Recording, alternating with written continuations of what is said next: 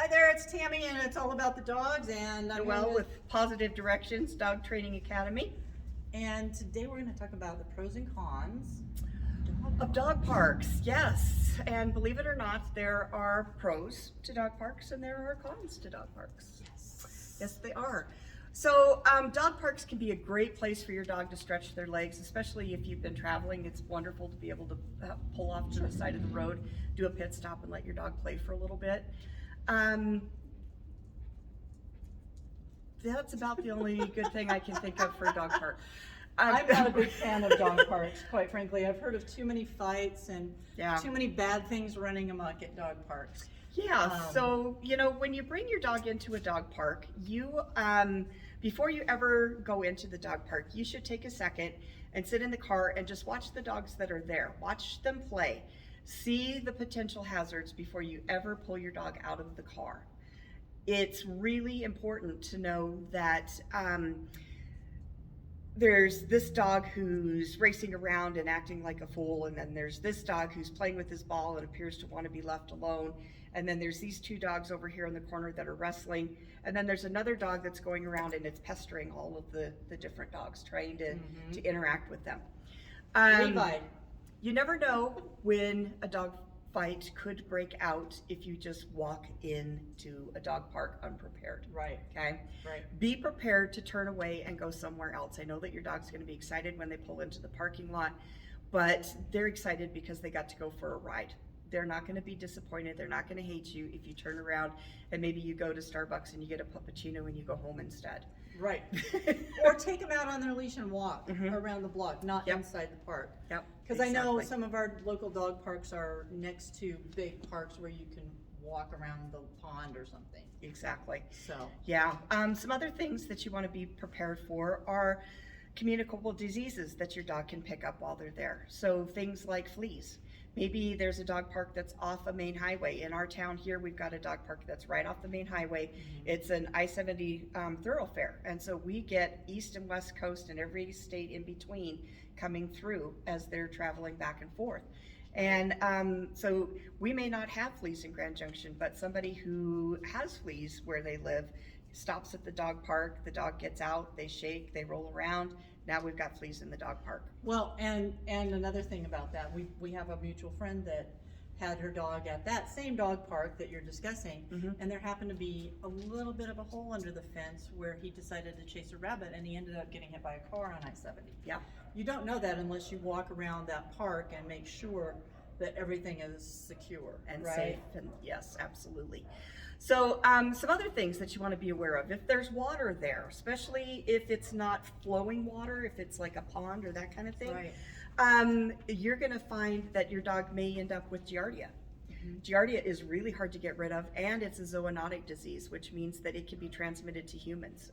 So humans and dogs can get that same disease. So simply by petting your dog and then touching your mouth or making a sandwich and eating it without washing your hands in between times, you can end up with Giardia too. You can have lepto too. Exactly. I mean, Leptospirosis is another one I wanted to touch base on. So both of those things are things that you can get, and lepto is not something that you want to mess around with as a person, that's for sure. No. Giardia, you got gut issues for a while and diarrhea, but lepto is pretty serious. Well, and Giardia can be deadly for dogs too. It I can. had a dog that passed away from Giardia because we couldn't get rid of the infection. Oh. It was several years ago, but I mean, that's the reality of Giardia sometimes. Yeah, it is. So it is. So the other thing that you want to be careful about is if you've got a much younger dog than appears to be in the dog park, those younger dogs become a target for the big dogs to pick on.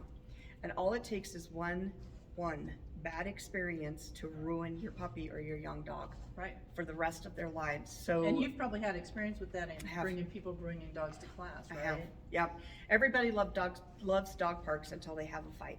And it's not a matter of if your dog's ever going to get into a problem at a dog park. It's just a matter of when it's going to happen. Yeah. So play the odds. Just, if you're dead set about it and you just think that you have to take your dog out, be careful, be cautious.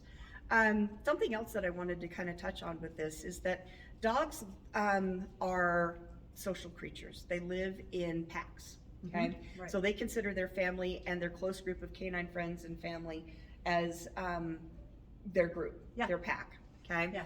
What you don't see in the real world is this pack and this pack going, you know what, let's do lunch. No. It just doesn't happen. It is not a thing that would happen. In fact, if you've got a dog who's going to dog parks a lot, it then becomes an extension of their territory. And so they can become territorial and want to protect certain areas of the park or certain items in the park. People don't think about that. They That's don't not think something about you that kind of thing. So if you want to socialize your dog with other dogs, get together with some friends that have dogs. Exactly. Right? You have a barbecue and say, bring your dogs and we're all going to play, and it's just going to be a great time. Let your dogs have small social groups and places that are safe. Mm-hmm. Yeah.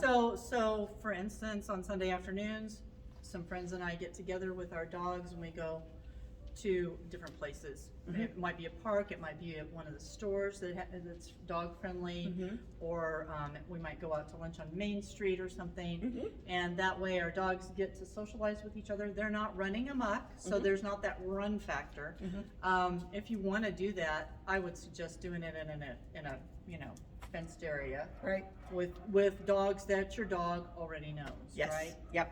And that they're comfortable with. And I think that you'll find that your dog's going to be much better off if you do little socialized groups like that, Mhm. as opposed to going to a park where there's a lot of strange dogs.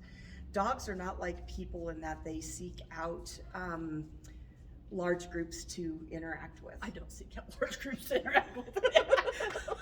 I was gonna say, and again, going back to that grocery store thing that we Uh-huh. talked about in our previous video, Right. it's the same kind of concept. If you're shopping, you don't want people walking up to you and shopping out of your basket or giving you a hug or starting Right. conversations with you. It's like, Exactly. you're there for a reason, Uh-huh. and the last thing I want is somebody in my face. Exactly. Yeah. I'm not.